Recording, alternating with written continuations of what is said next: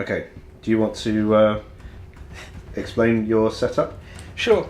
Against the other two armies, I probably would combat squad the Space Marines. Against Paul's Eldar, I've decided that it makes more sense to try and basically maximise the use of the formation.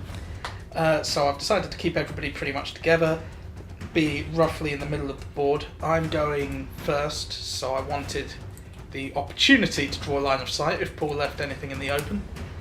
We can see how that's worked out in 5 seconds. Yeah, so this is where Paul has deployed his Space Marines. No, Tom. Tom has deployed This is his where Space Marines. Tom has deployed his Space Marines. And then moving across, it's looking a bit barren.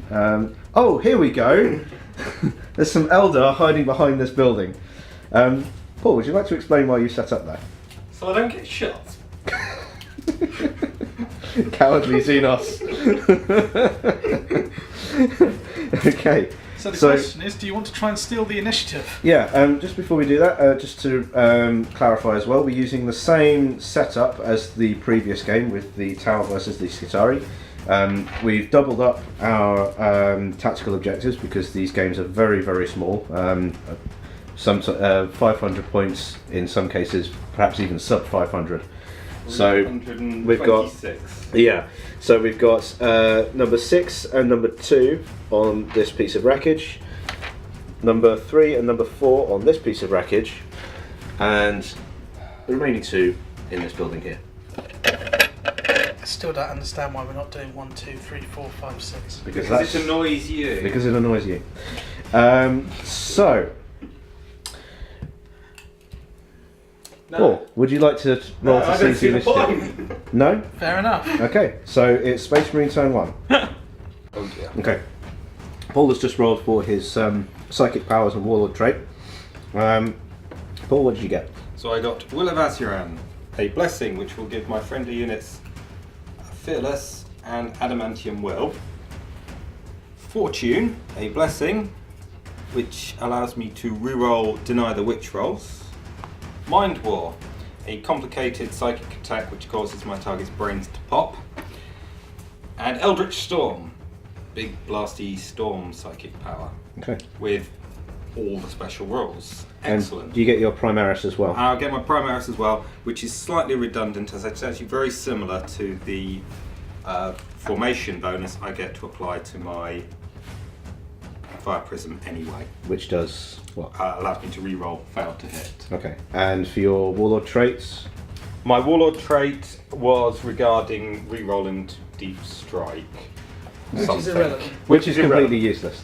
And Tom got Furious Charge. It's, yes, the Imperium's sword. So the Warlord and his unit have Furious Charge. I've also drawn my tactical objectives, Okay. which are Secure Objective 3 and Secure Objective 4, which are there, and Harness the Warp, which is impossible. Okay. So off we go.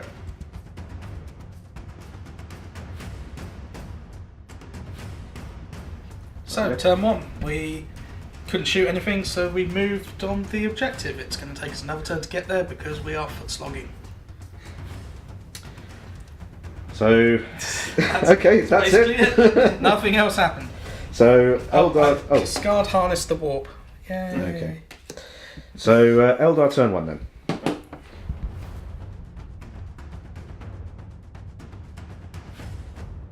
So, turn 1 for the Eldar. Paul, what happened? Right. The Eldar bravely advanced out from behind cover. The Farseer, you can't see, popped out and set off a very nice little mind storm centered on the venerable dragon. Yeah, it was an apocalyptic blast. To see it doesn't do a lot, it has weakened the Dreadnought and it has weakened the Captain with combined shuriken cannon fire.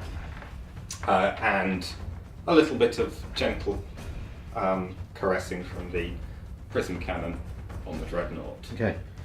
So end result being that the Dreadnought has been knocked down to 1 hull point, and the Space Marine Captain has 1 wound remaining. Yep. And you've very bravely run your Farseer background behind the building because you're a dirty Xeno coward. Yes. Is that correct? That's as good a comment as any. Okay, turn 2 So, for next. Space Marines. Oh, and you scored. What objectives did you Objective score? 6. You scored objective 6, which is that one there. And I've drawn secure objective 2, which is, I think, also that one there. That's correct. So, turn 2 for Space Marines.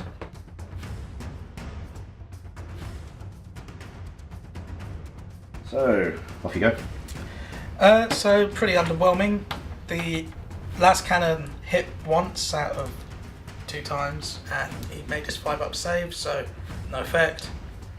The captain managed to kill a jet bike. Okay. That was turn 2.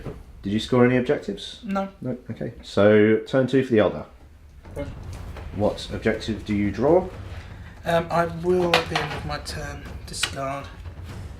Is that 6 and... That's 6, 6 and and 2. 2. Yeah, I'll discard that because I don't think I'm going to get it. Okay, so he's discarded objective 2. And you drew. Secure objective 1. It is there. So if I get there, I get 2 victory points. Yep. Okay. If I get there, I think I've won. Or Let's see what Tom's happens. moved a long way away from that.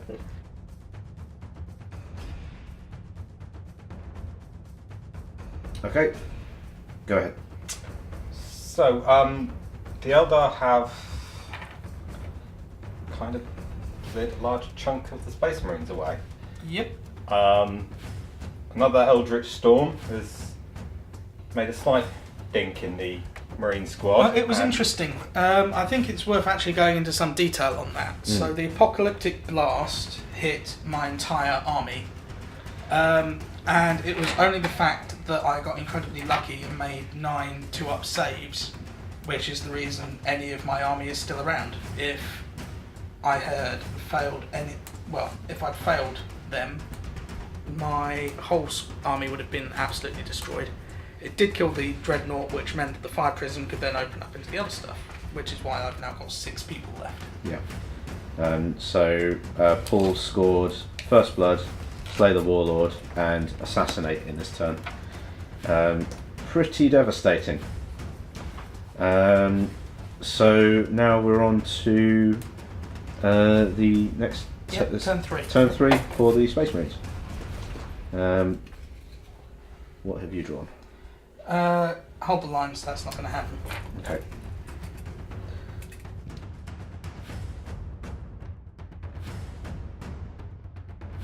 So, turn 3 for the Space Marines. Yep, they moved up, they shot, they did nothing, they will now die. That is how the game is going to go. So, they fired the plasma gunner into the fire prism, scored a glancing hit, which was then saved. But Tom did manage to score 2 objective points for Yep. taking those objectives there. So, But it's not going to matter because I'll take. well, we'll see how it goes. So, turn 3 for the Eldar.